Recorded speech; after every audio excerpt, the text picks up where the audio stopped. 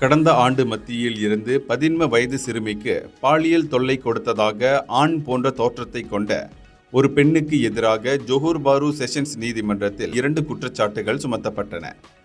அந்த 13 வயது சிறுமி இவருடைய காதலி எனவும் கூறப்படுகிறது.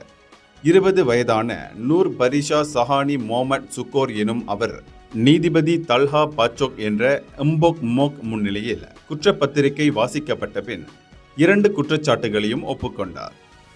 கடந்த 2024ஆம் ஆண்டு மத்தியில் இருந்து கடந்த பிப்ரவரி மாதம் வரையில் தாமான் பிஜிபிஎஃப் ஃபெல்டா சுங்கை சீபோக் கூலா என்ற இடத்தில் 13 வயது 7 மாதங்கள் நிரம்பிய சிறுமிக்கு பாலியல் தொல்லை கொடுத்ததாக இவர் மீது குற்றச்சாட்டு பதிவானது.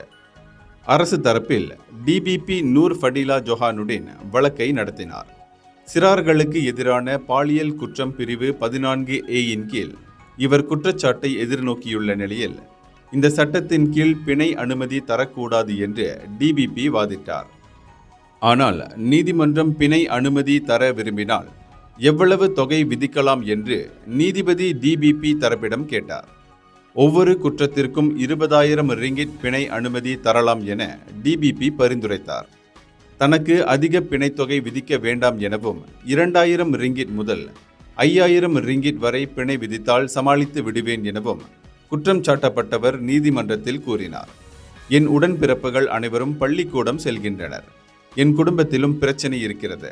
குடும்பத்திற்கு நான் உதவ வேண்டும். கைது செய்யப்படுவதற்கு முன் நான் தொழிற்சாலையில் 1,500 ரிங்கிட் சம்பளத்திற்கு வேலை செய்து வந்தேன் என்றும் அவர் கூறினார். இதற்கிடையே குற்றம் சாட்டப்பட்டவருக்கு 11,000 ரிங்கிட் பிணை தொகையை நீதிமன்றம் விதித்தது. இந்த வழக்கு ஏப்ரல் 28ஆம் தேதி விசாரணைக்கு வரும் என்பதோடு அன்றைய தினம் தண்டனை விதிக்கப்படும் என்றும் தெரிவிக்கப்பட்டது. இதய குரல் மக்களோசை.